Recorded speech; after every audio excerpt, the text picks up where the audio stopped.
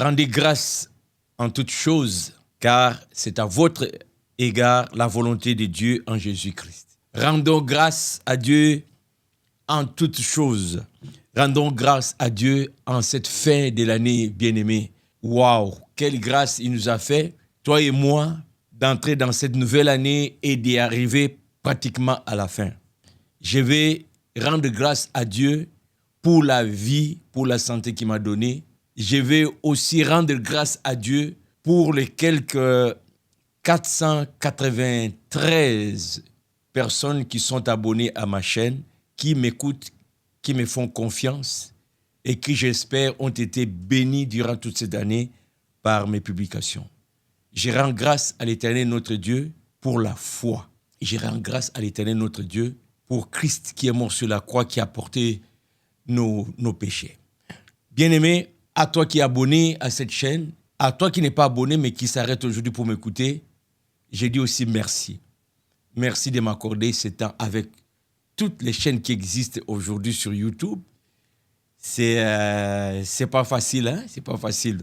On aimerait avoir 10 écrans à la fois pour écouter tout le monde, mais on n'a qu'un seul écran à la fois. Et je suis privilégié, j'apprécie ton temps, j'apprécie la confiance pour toi qui m'as suivi toute l'année. Et j'espère que la nouvelle année qui est devant nous, Dieu va nous faire encore grâce pour que nous puissions continuer de nous édifier à travers ces ministères. Alors, dans beaucoup d'églises, le 31 décembre au 1er janvier, il y aura des activités qualifiées ou intitulées la traversée. Il y a beaucoup, quasiment toutes les églises chrétiennes qui vont le faire. Et pendant ce temps, il y a toutes sortes de déclarations. Et pendant ce temps, il y a toutes sortes de philosophies qui circulent. Faisant mon travail d'exhorter, d'interpeller, je vais juste ici dire qu'il y a certaines déclarations de nos pasteurs, de nos dirigeants dans les milieux chrétiens qui n'ont qu'un fondement biblique, si ce n'est qu'une croyance qui n'est pas mauvaise, mais on dit ça ou on pratique la chose et ça donne l'impression que c'est une recommandation biblique. La nuit de la traversée n'est pas une recommandation biblique.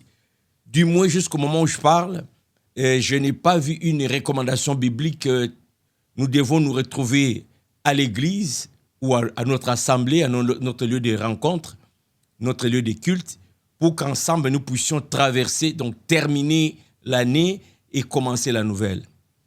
Et s'il y a une recommandation claire dans la Bible, bien-aimé, n'hésite pas de me corriger. Mais jusqu'à preuve du contraire, non. C'est une tradition qui s'installe tranquillement. Et de nouvelles églises copient sans questionner. Et c'est comme ça, comme bien d'autres pratiques que nous avons dans les milieux chrétiens, qui ne sont pas des recommandations bibliques, mais qui, à force de le faire, ça donne l'impression que c'est biblique, c'est une exigence ou une prescription. C'est pas du tout une prescription. Il n'y a aucun mal, en tant que chrétien, de terminer l'année et de commencer la nouvelle année ensemble dans notre lieu de culte. Par contre, méfiez-vous de certaines affirmations, de certaines confirmations. Vous allez y placer votre foi et vous risquez de ne rien récolter.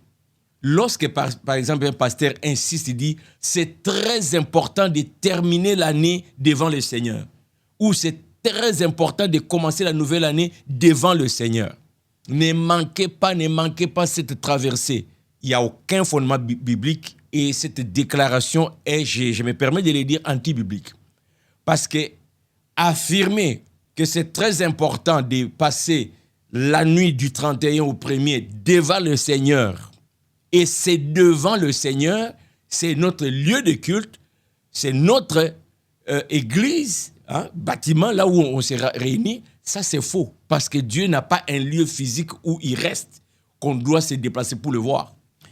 Et Dieu n'attend pas seulement que nous puissions nous retrouver tous dans ces lieux de culte pour qu'il se manifeste, pour qu'il termine l'année avec nous et pour qu'il commence avec nous. Non. Je pense que si on est honnête et on peut juste dire, l'Église organise cette activité, la porte est ouverte. Si vous n'avez pas où aller, joignez-nous. Nous allons prier ensemble, nous allons remercier le Seigneur ensemble pour l'année qui prend fin. Et nous allons commencer la nouvelle année ensemble. Mais il ne faut pas dire c'est là la face de Dieu. Que celui qui reste à la maison n'est pas devant la face de Dieu. Ça serait contredire le Seigneur Jésus qui dit, entre dans ta chambre, dans ces lieux secrets, ton Père qui t'écoute, ton Père sera là. Il confirme que Dieu sera dans mon lieu secret. Je n'ai pas besoin de la masse pour que Dieu se manifeste. De la même manière que dans ma maison, je crois que quand j'ai prie, le Seigneur est là, il m'exauce. De la même manière, le 31, c'est pas que Dieu se déplace des 31. C'est le pasteur qui peut se déplacer les 31 dans un lieu physique où il appelle tout le monde pour qu'il puisse voir tout le monde. Mais Dieu n'a pas besoin que toute la congrégation, nous puissions nous trouver dans un lieu spécifique pour qu'il soit capable de nous voir et pour qu'il nous soit capable de nous bénir. Et bénédiction, c'est encore cette chose. Ne manquez pas cette bénédiction. Ne manquez pas cette bénédiction. Venez, ne manquez pas. Non. Bien-aimé, ce n'est pas biblique. Ce n'est pas biblique. Ne cours pas pour les bénédictions. Si Dieu veut te bénir, il n'attendra pas ta présence à l'assemblée la nuit du 31 décembre au 1er janvier. Pas du tout. Chers pasteurs, respectons ce Dieu dont nous utilisons le nom et faisons attention avec des déclarations qu'il engage alors qu'il n'a pas promis cela. Et des fois, c'est contradictoire à ce qu'il a clairement dit dans sa parole. Alors, bien-aimé, si ça ne donne pas que tu sois à l'église avec les autres, ne te culpabilise pas. Ne pense pas que tu as raté des bénédictions. Non, c'est faux. C'est faux. Moi, par exemple, je t'avoue, bien-aimé, la nuit du 31 au 1er, je passe ça toujours dans ma maison avec mon épouse et mes enfants. J'ai réuni ma première église, celle-là, c'est ma femme, mes enfants, ma famille. Nous passons ce temps-là dans la prière d'action de grâce où nous remercions le Seigneur pour tout ce que nous aurons vécu durant l'année qui prend fin et nous recommandons la prochaine année entre les mains du Seigneur. Nous faisons la différence entre notre vie et la vie de l'Église. Alors, je remarque avec beaucoup de regrets qu'il y a des églises qui confondent la vie individuelle des disciples de Jésus à la vie de l'Église. C'est comme si quand on devient membre d'une église, notre vie est maintenant dictée par l'église. On part travailler, on rentre à la maison dormir, on vient à l'église. Tout est église. Non. Si vous sentez le besoin de passer cette nuit-là en famille, faites-le, ce n'est pas un péché. Si c'est impossible pour toi, bien-aimé, d'être là parce que tu travailles, tu n'es privé de rien. D'ailleurs, il nous faut des gens qui travaillent pour avoir de l'électricité, de l'eau et beaucoup d'autres choses. Et ton Dieu est là où tu es. Quand tu travailles cette nuit-là, pendant tes moments de pause, retire-toi, lève tes mains, ouvre ta bouche ou dans ton cœur, rends des actions de grâce à l'Éternel qui t'a protégé toute l'année. Oui, il y aura des activités à l'église, la danse, c'est pas moi, hein, des prophéties, peu importe. Mais tu n'es pas, tu ne manques rien. Si Dieu t'a réservé quelque chose, bien-aimé, c'est pas ton absence sur le lieu du culte qui te fera perdre ce que Dieu a pour toi. Un peu d'intelligence dans notre foi, s'il vous plaît.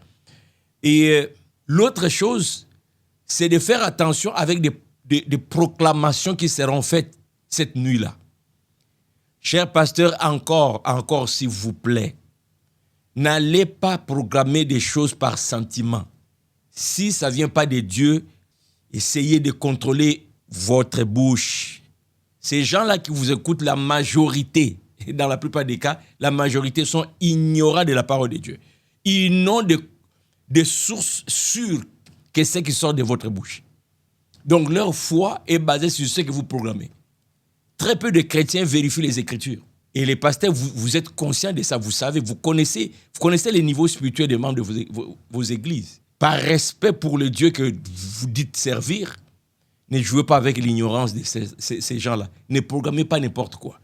Et à toi, bien-aimé, qui va à l'église ces jours-là, fais attention à ce qu'on programme avant de dire Amen.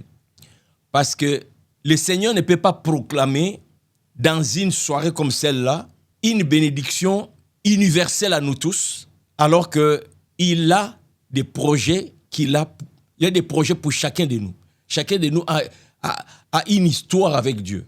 Lorsque nous venons comme assemblée, comme une seule personne, s'il y a des prophéties, ça devrait plus et avant tout toucher l'Église. Parce que là, nous sommes comme une entité. Des prophéties sur l'Église, des proclamations sur l'Église, l'avenir de l'Église, oui. Par moment, une prophétie spécifique à quelqu'un, oui. Mais une prophétie générale, 2026, ça va être ton année d'élévation. Et tout le monde répond oui. Ça veut dire que tout le monde qui était là s'attend à une année d'élévation. Mais là encore, élévation, de quoi est-ce qu'on parle concrètement? Voyez-vous? Or, dans la réalité, vous pouvez juste voir l'année qui vient de se terminer, bien aimé.